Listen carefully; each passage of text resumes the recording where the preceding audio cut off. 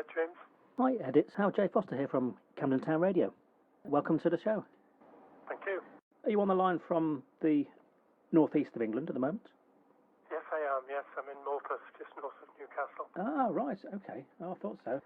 Yeah, it's a lovely walk around here. But mind you've got a nice town in Camden as well. I've got a business which I'm not involved in now. My son runs, but we did quite a few schools down in that area. And right. I was down there year before last and went to a place called the Green Note. You probably know in yes. Camden.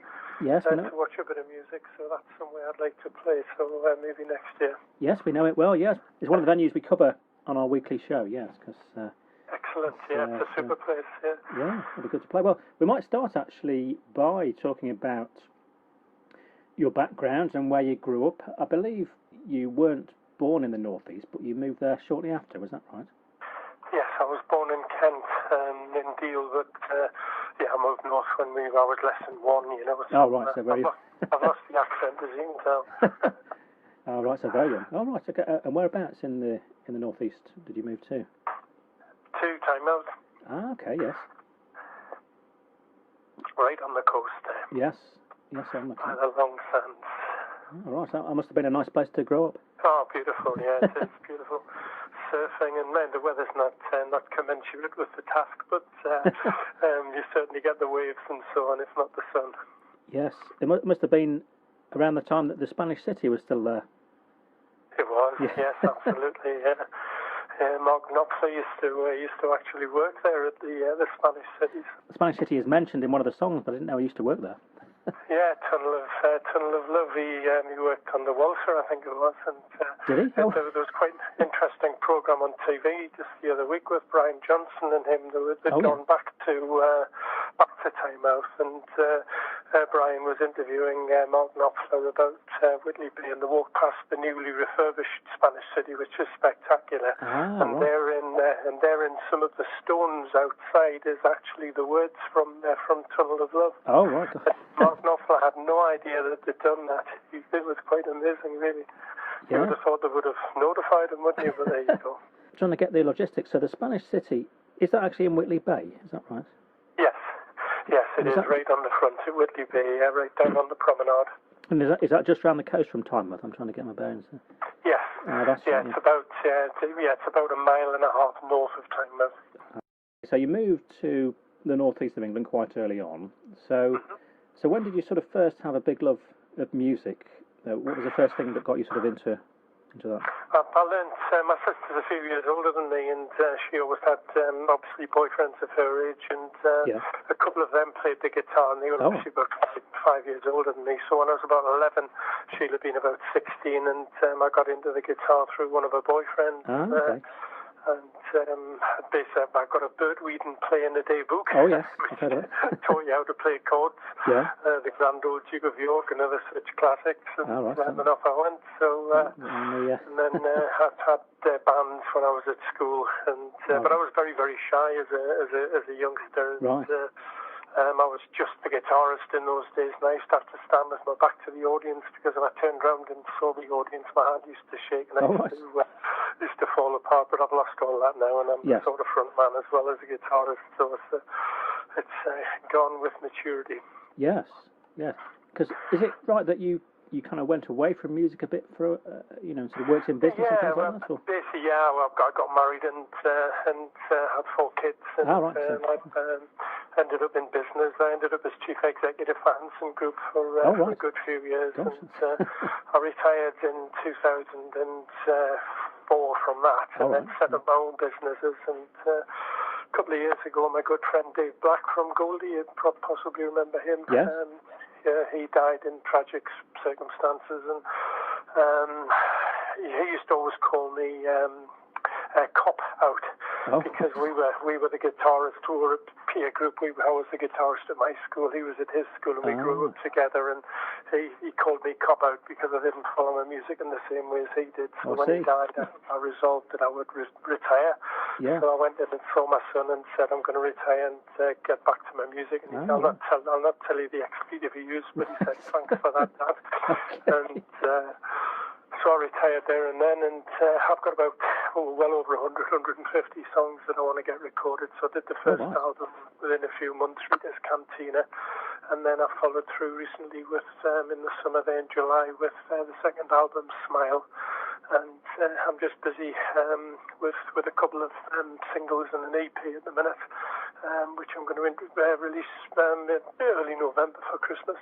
That sounds fantastic. So those 150 songs, did you had those sort of in a back catalogue ready to go, or?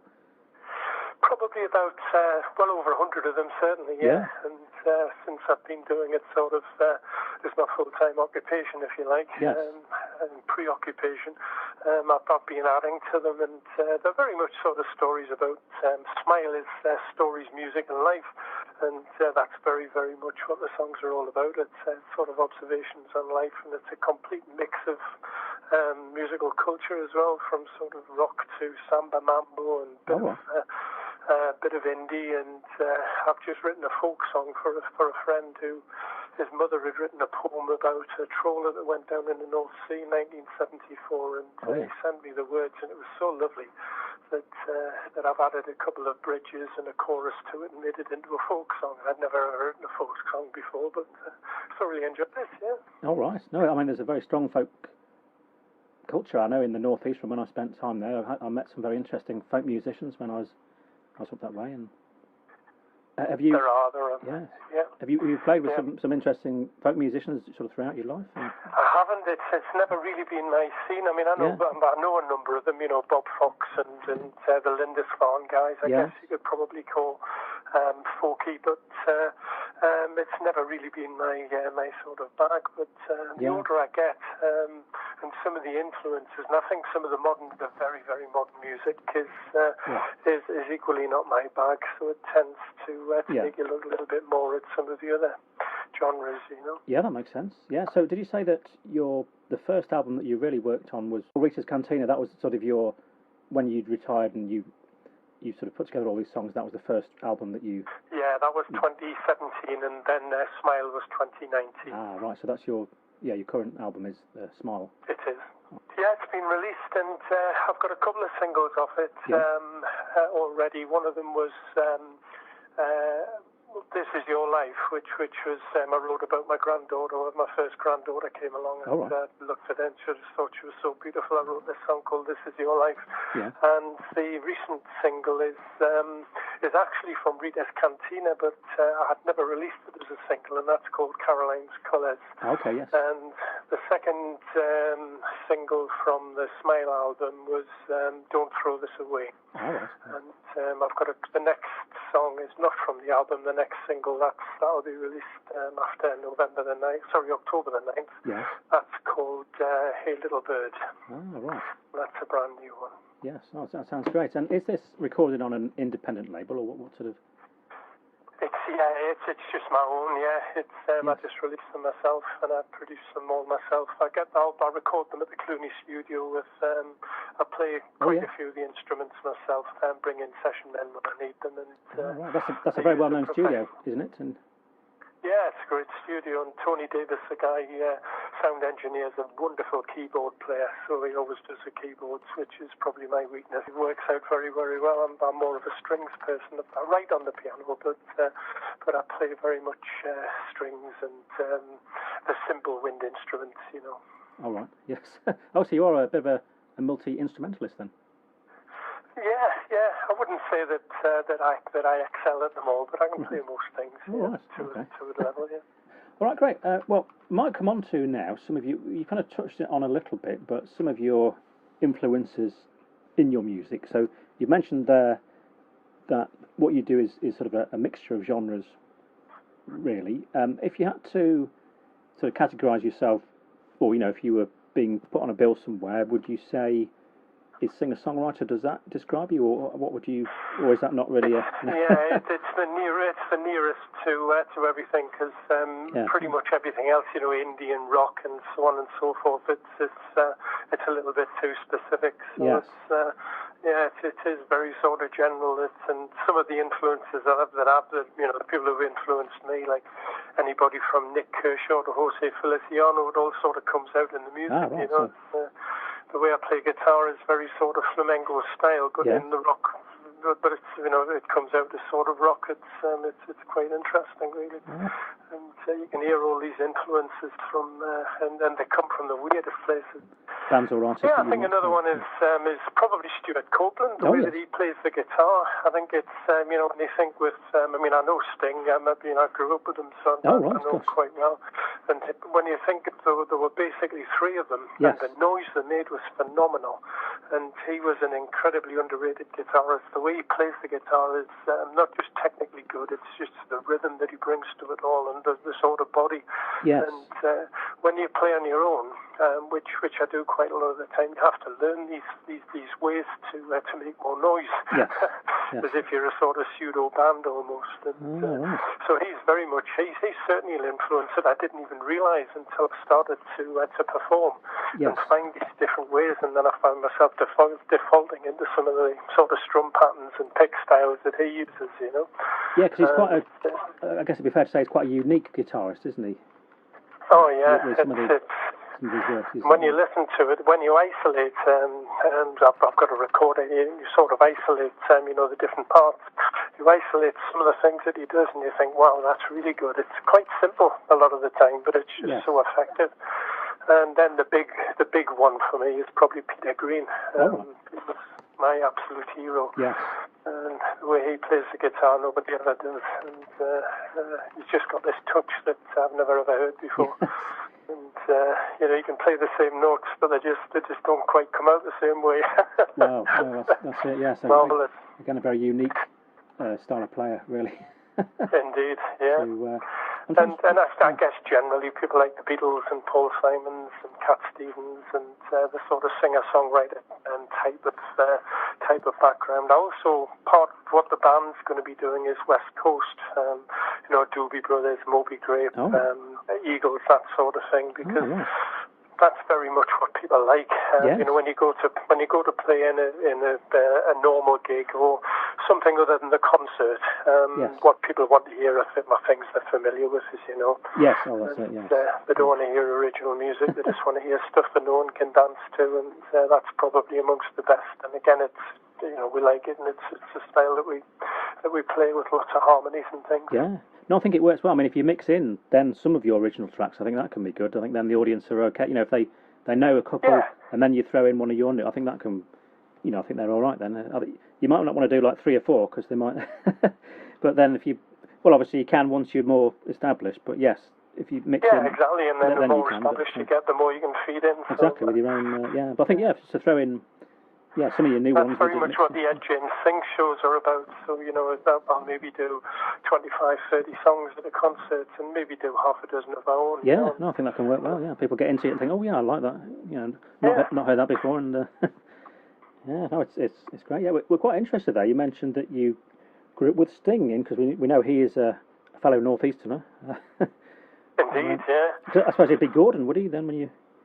Yeah, Gordon Sumner, and his brother Phil was my friend. We used to go to the Sunderland football match. One of these rare people who supported both Sunderland and Newcastle. Right, yes. So were you at school with both of them, or? No. They went to a different school.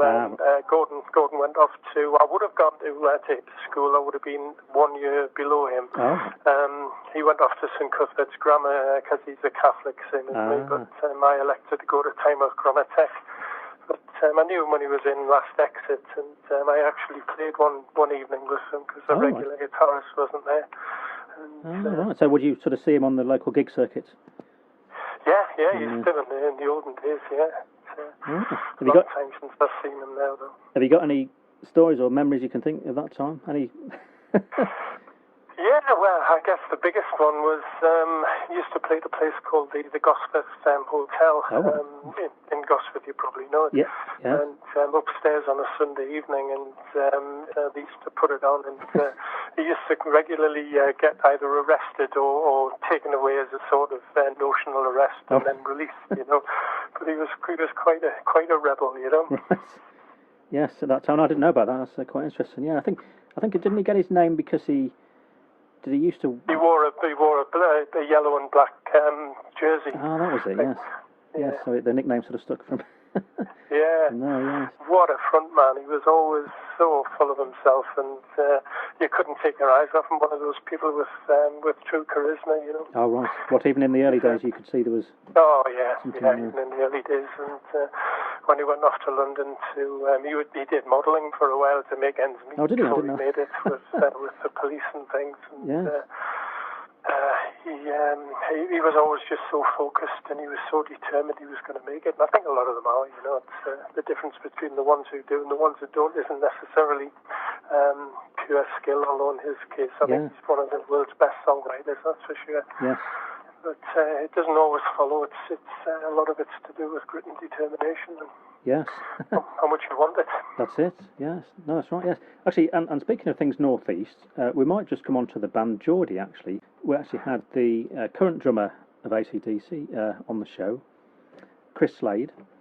So we were asking him obviously about his current tenure in the band, but also we were going through his musical career, which is very long and varied also, and that brought us on to discussing other band members and so on. But we were asking him about Brian Johnson a bit. So we're quite interested to talk about Brian a little bit, because we know that he was in a band called Geordie, and obviously that was a northeast-based band, and he came down to London to audition for AC/DC when they were looking for a new singer. So did you have experience with the band Geordie? Story about that, actually. Oh, right, well, we'd love to hear it. Yes. Dave, who died so tragically, he was best mates with Brian. Who was that? Sorry. Dave Black. Oh, right. He was in Goldie, making up again. He had a big hit in 1978, I think it was. And, anyway, he knew him very, very well. And the day that Brian actually got the call, Brian used to either fit sunroofs or vinyl roofs or both into cars in those days as a day job. Yes. And when he got the call to go into Geordie, he was with Dave. Dave was helping him because he was obviously a musician playing at night. And he says, very, very broad Geordie is Brian. And he says, hey, Blackie, he says, have you ever heard of a band called AC and DC or something? And Dave said, yeah, they're about the biggest band in the world. And he didn't even know who they were. I mean, he'd been called to go and audition for them. So off he went. And the other funny story about Brian is people always ask him if he ever contributed much to the music or the songs or whatever. And he says, the only one was Back to Black, which I think was the biggest selling album. He said they were really struggling with one of the lines, and it was Back to Black. And he says, and I said, get in the sack. And he says, and that was it. That was my sole contribution to the whole affair. There's honesty for him. Yes. Well, he's still got his great guy, though. Yeah, he's still got his accent as well, hasn't he? When I've seen him interviewed recently, he's. Have you bumped into him at all? Not for last time was at Dave's funeral. That's lovely. It was 2016. He'd flown in from Japan, especially for it. So really good friend. And is he somebody, Brian, that you knew growing up as well in the area, or? No, he was a bit older than me. And he lived in Dunstan, a different part of Newcastle. But I used to go and watch him when he was playing as Geordie. And he played in an earlier band, but I can't remember their name. He always had a very, very strong, powerful voice. He was another sort of bloke you couldn't take your eyes off, you know. Yes, that sounds. So it sounds like you were very much into going to gigs and things in the Newcastle. You know, growing up, you were always out going to venues and things. I snipped into the Go-Go when I was about 15, I think. Cream, with Eric Clapton, Cream, and wow. What year would that be? Around 63, I think. Oh, 64 maybe, something like that. God, that must have been a memorable... No, 66. All right. Yeah, 66, Must have been a memorable, yes. All right, that's great. Now, a last quick thing before we go, if you're okay to take part, is we do a quick fire round called Favourite 10, where you have to name 10 favourite things in 1 minute. Okay, so are you ready to go? Yes. All right, here we go. Time starts now. Favourite film? Star Wars. Favourite type of cuisine? Sea bass, fish. Okay. Favourite book? Is The Hobbit. All right. Favourite place to go on holiday? I would say Portugal, the Algarve. Okay. This might be an easy one. Favourite terrain, countryside or town? Countryside. Right. And do you prefer to be inland or on the coast? Probably an easy one as well. On the coast. Yeah. Favourite country if you were going on a road trip? On a road trip, that would be Sweden. Okay. Favourite type of tree? Oh, sycamore. Okay. And on similar lines, favourite type of flower? Is a sunflower. Okay. And if you're at a restaurant and you have to choose starter or dessert, which would it be? Starter. Okay. All right, great. Well, thanks, Ed. I think you've answered those in about 50 seconds, so that's a pretty good time. Okay, thanks, Howard. Great. Hi, this is Ed James on Camden Town Radio. I'll be down in London, down your way early next year, so keep rocking.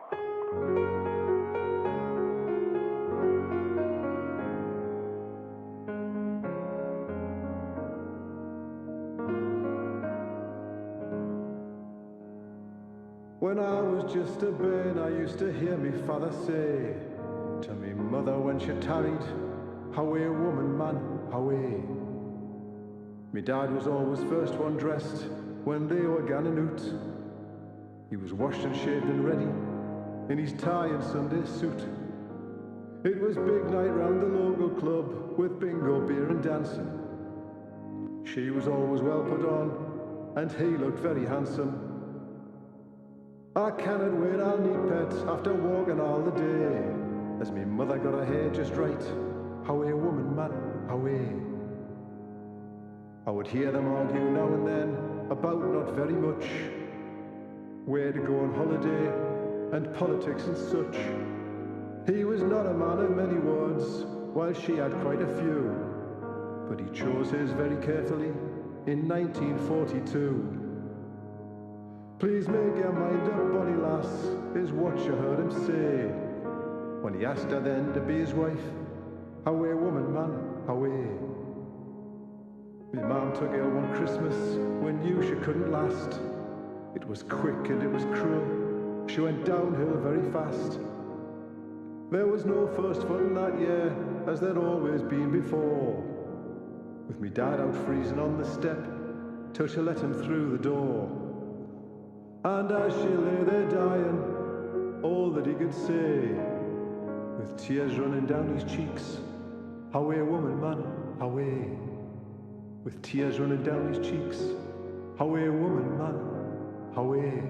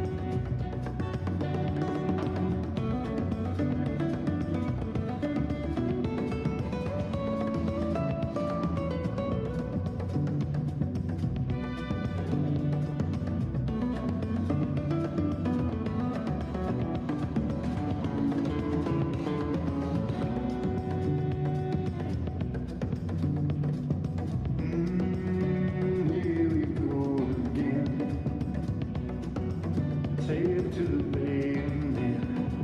My heart is so many times that I'm still alone.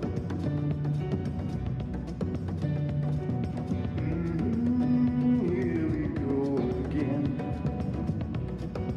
Back down the road to when we saw the faces, they sang you traces of love.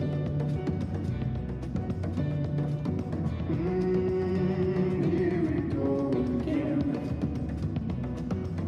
Back to a